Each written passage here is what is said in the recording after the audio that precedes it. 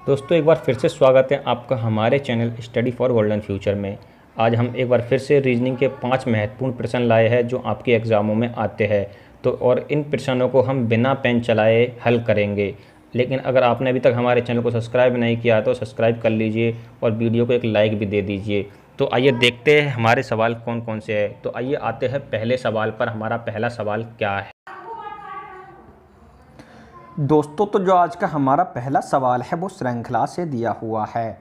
तो आइए सबसे पहले हम सवाल को पढ़ लेते हैं कि सवाल में क्या दिया हुआ है। तो सवाल में दिया हुआ है, निम्नलिखित संख्या श्रृंखला में अगले पद की पहचान करें। तो ऐसे सवाल अक्सर दिए होते हैं, तो हम क्या करते हैं इनमें, सबसे पहले हम श्रृंखला को देखते हैं कि श्रृंखला में क्या हो रहा है।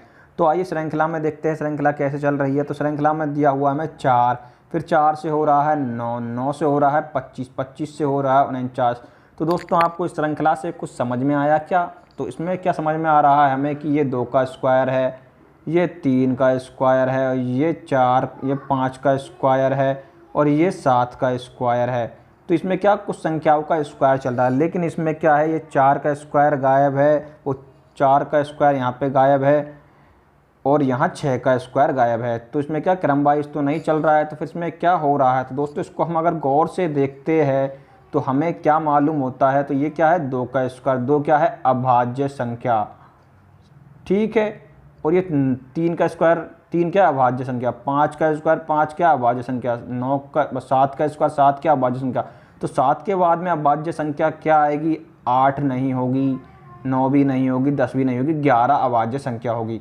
तो 11 का स्क्वायर कितना होता है हमारा, 121 होता है। तो आइए देखते हैं 121 कौन से ऑप्शन में है हमारे। तो हमारे ऑप्शन बी में 121 दिया हो, इस प्रकार से हमारा ऑप्शन बी राइट हो जाएगा और यहाँ पर आ जाएगा हमारा 121।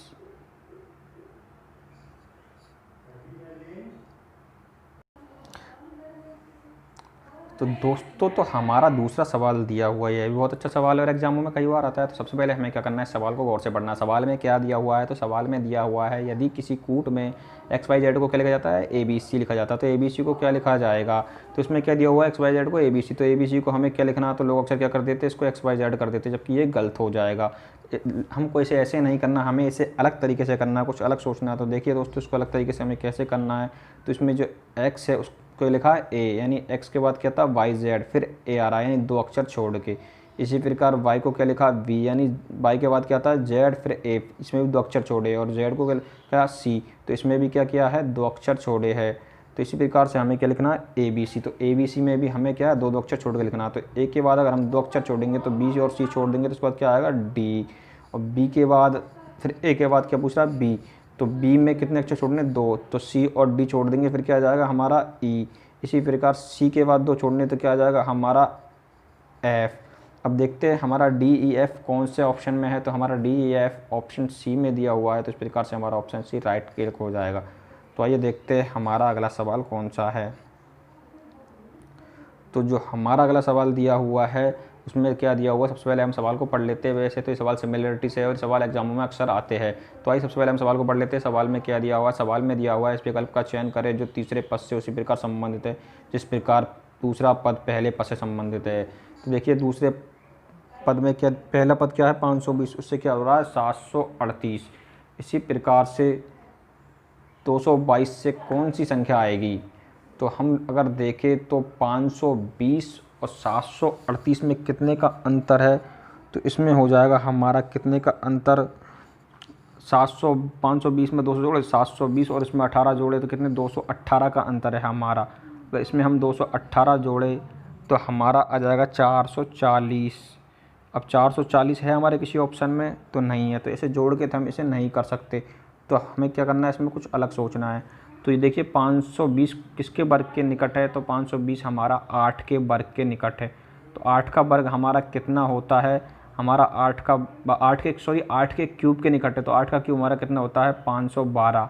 उसमें कितना जोड़ दिया, जितने का क्यूब किया हमने 8, तो ये हो जाएगा हमारा 520।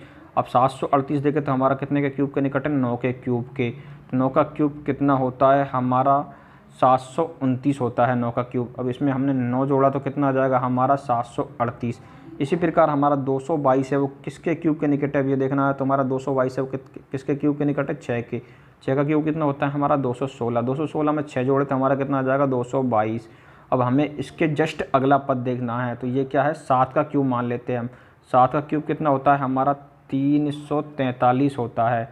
343 में हमने कितना जोड़ दिया 7, तो कितना आ जाएगा हमारा 350।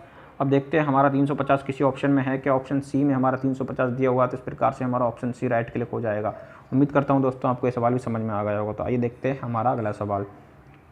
तो हमारा जो अगला सवाल दिया हुआ है ये श्रृंखला से, ये भी अच्छा सवाल है, एग्जाम में कई बार आता है।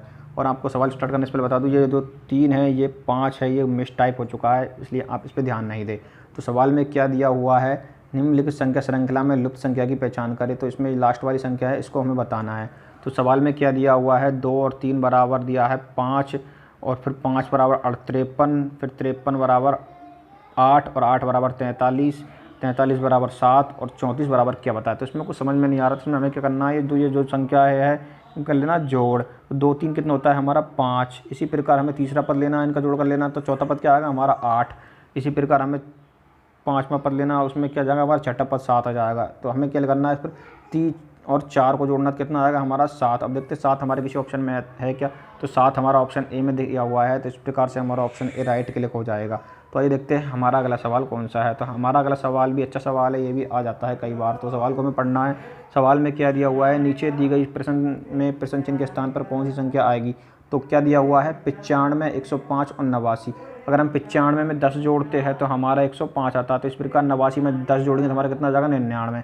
अब देखते हैं कि 99 में कोई ऑप्शन हमें है क्या, 99 किसी ऑप्शन में नहीं है। तो इस प्रकार से तो ये नहीं हो सकता, तो इसमें हमें कुछ अलग करना पड़ेगा। तो इसमें कुछ अलग सोचेंगे। तो देखिए अब हमें क्या करना है, इसमें 95 105 का जोड़ कितना होता है 200, ठीक है। तो इसी प्रकार हमें अब 89 में क्या जोड़े कि ऐसे 200 आ जाए। तो 89 में हम 111 जोड़ेंगे तो हमारा कितना आ जाएगा 200।